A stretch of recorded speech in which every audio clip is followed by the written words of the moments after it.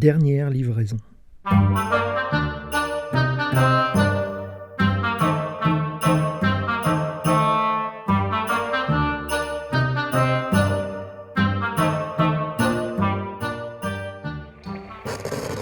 tombe sur sa messagerie alors.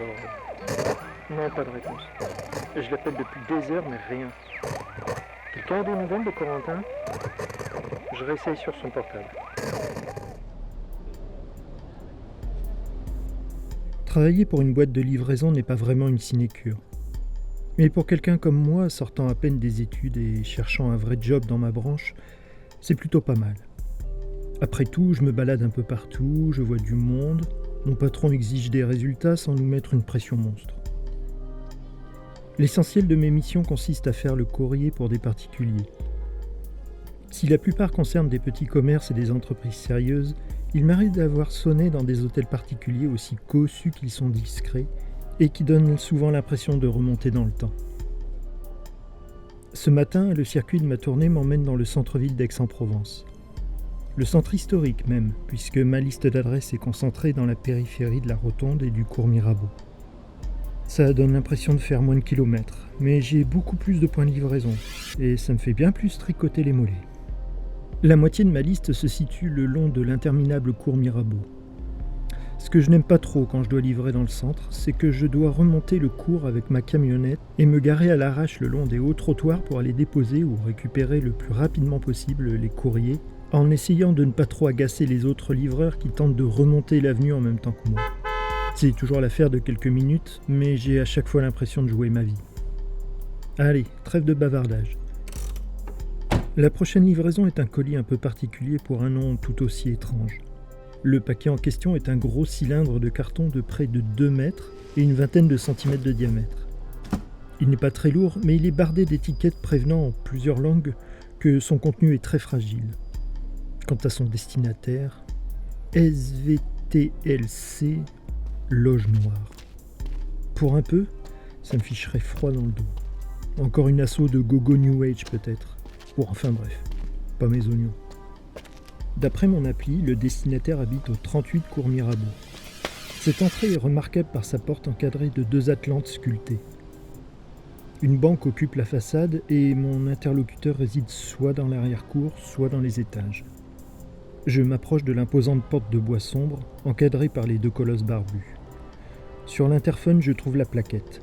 SVTLC. Sans loge noire. Je sonne. Une voix féminine envoûtante me répond. Je me présente et annonce avoir une livraison. La voix réplique par un léger rire cristallin. Un claquement sec et méchant m'annonce que la porte m'est ouverte. Avant que je ne franchisse le pas, encombré par mon paquet démesuré, la voix m'interpelle à nouveau pour me donner quelques instructions. Se rendre au fond de la cour, passer la porte noire qui sera ouverte, longer le corridor en face, déposer le colis sur la table qui se trouve au bout, et repartir. J'acquiesce et rentre au 38. Le couloir qui me fait face est presque effrayant par sa décoration. Les murs et plafonds, surchargés de moulures rococo, sont d'un noir profond. Les reliefs se devinent uniquement au jeu de reflets projetés par les appliques sourdes et blanches qui ponctuent l'espace. Le sol est d'un marbre rouge sang, moucheté de paillettes noires luisantes. Le long des murs s'alignent alternativement des portes fermées et de minuscules commodes noires ouvragées supportant des vases vides. Noirs, eux aussi. Je suis chez la famille Adams ou quoi ? Ce couloir se termine enfin devant une double porte entr'ouverte. Je me retrouve dans un petit salon du même style. Seule variante, des tableaux ornent les murs. Je n'y connais pas grand-chose, mais ce qui est peint sur ces toiles est dérangeant. Lorsqu'on les observe, on ne parvient à rien distinguer de reconnaissable. Des formes floues, torturées. Mais lorsqu'on regarde ailleurs, au coin du regard, on croit voir des visages grimaçants, des corps suppliciés, voire des organismes qui n'ont rien d'humain. Au centre se trouve une petite table sur laquelle repose un carton plié. Alors que je dépose le colis sur la table, je constate que le carton porte, en une belle écriture pleine de pleins et de déliés, mon nom. Espérant un petit pourboire, je l'ouvre. À l'intérieur, ces seuls mots. La loge noire n'existe pas, désolé. Autant pour ma pièce. Je hausse les épaules, je signe sur ma tablette que le colis est livré, et tout en faisant demi-tour, je regarde la prochaine adresse à livrer. Je manque de me cogner contre la porte. Je ne me rappelle pas l'avoir refermée en arrivant. Je l'ouvre et remonte le couloir. Après quelques pas, une anomalie attire mon attention. En face de moi, au bout, ce n'est pas la porte de sortie que j'aperçois, mais un coude. Le couloir bifurque à gauche. Je m'arrête, interloqué. J'ai dû me tromper, mais comment ? Je finis par me dire que le salon doit avoir 2 portes. Après tout, les moulures des murs font que les portes se fondent dans la décoration. J'ai dû sortir par la mauvaise porte. Je reviens sur mes pas. Cette double porte est encore fermée ? Je fais jouer la clenche. Derrière, ce n'est pas le petit salon, mais un autre couloir. Là, mon cœur manque un battement. Des fourmillements de panique reptilienne parcourent mon ventre. Je respire un coup et, plutôt que de rechercher une explication, je cherche comment sortir d'ici. Je remonte ce 3e couloir avec l'espoir de trouver quelqu'un à qui je pourrais demander le chemin de la sortie, emballé dans mes plus plates excuses. Ce couloir aussi fait un coude vers la gauche. Je continue en filant une autre portion. Je ne sais pas si c'est mon sens de l'orientation qui est pris en défaut ou s'il y a quelque chose que je ne comprends pas. Mais le plan mental que je me fais de mes déplacements me semble au bout d'un moment complètement farfelu. Il m'est impossible d'imaginer que la surface des couloirs que j'ai vus puisse tenir dans l'étroitesse d'un hôtel particulier dans le centre d'Aix. Bon sang, mais où je suis à la fin ? Alors que je commence à perdre patience, je découvre qu'une des nombreuses portes à demi cachées dans les murs est entr'ouverte. Je m'en approche, avec l'espoir de rencontrer enfin quelqu'un et de me faire escorter hors d'ici. J'ouvre le battant, lançant un timide « Bonjour, y a quelqu'un ?» Ma voix résonne étrangement, mais personne ne répond. C'est incroyable, au sens premier. Je n'arrive vraiment pas à croire ce que je vois.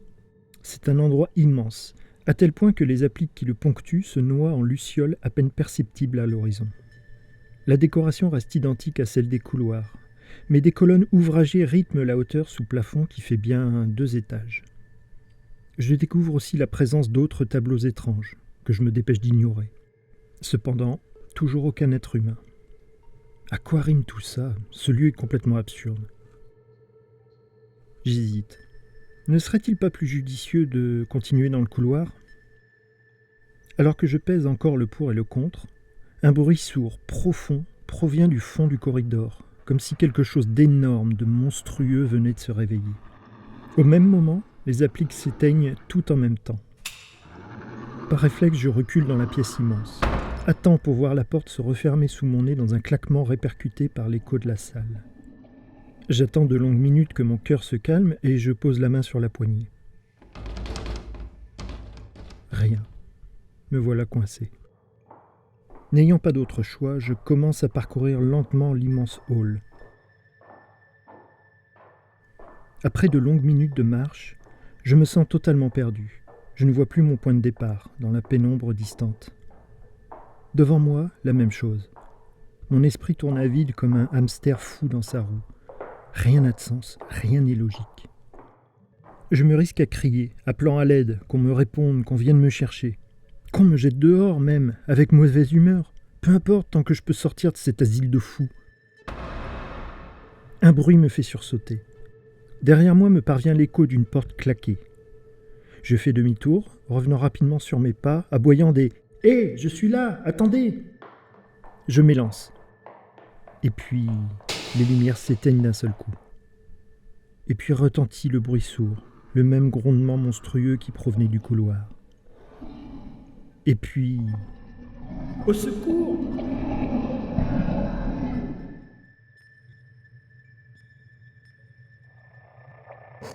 Non, il est toujours sur messagerie.